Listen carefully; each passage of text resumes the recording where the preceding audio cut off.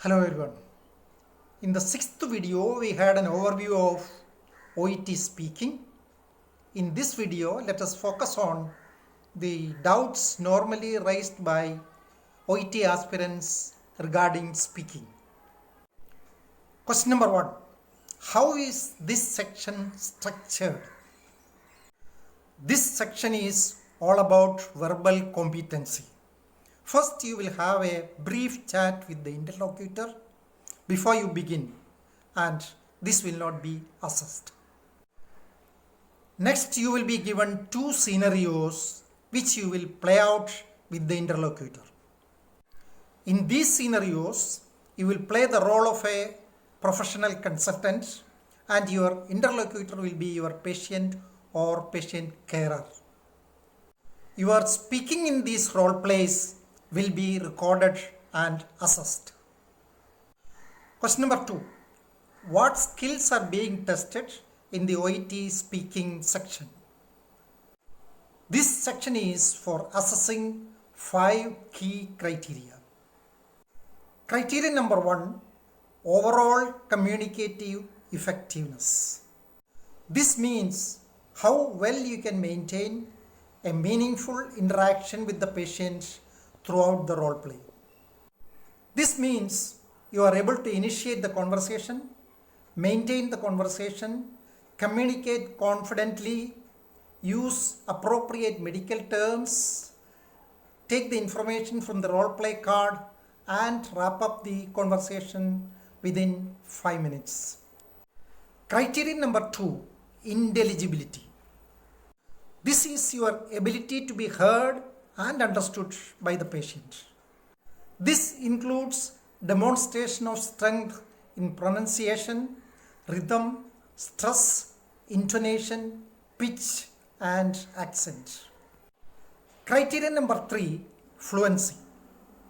This is your ability to speak continuously and smoothly without too much hesitation and repetition.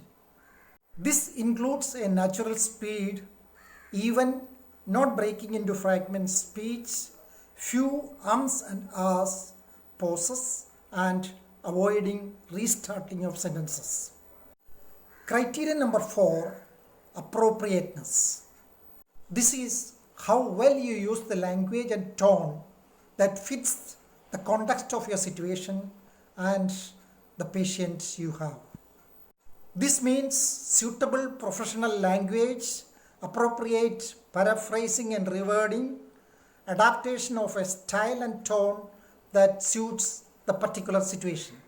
Appropriate responses to what the patient says, dealing with complicated situations, and showing awareness to the patient's sensitivities. Criteria number 5, resources of grammar and expression. This is your level of grammar and vocabulary. This includes appropriate sentence structures, flexibility of grammar and vocabulary, accuracy of language, and complexity of language. Question number 3. How many times will I have to do the OET speaking task? You will warm up with the interlocutor once and you will do 2 role plays in total. The format of these role plays will be the same, but there will be 2 different scenarios. Question number 4. Will the subtest be specific to my profession? Yes, both the writing and speaking subtests will relate to your profession. This is so because your knowledge of situations and terminology that occur within your profession can be assessed. For example, if you are a doctor, your role play will be different from that of a nurse.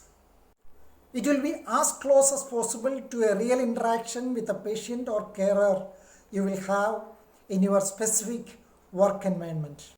Hope this video was useful to you. Till we meet next time, all the best to all of you. Bye. See you soon.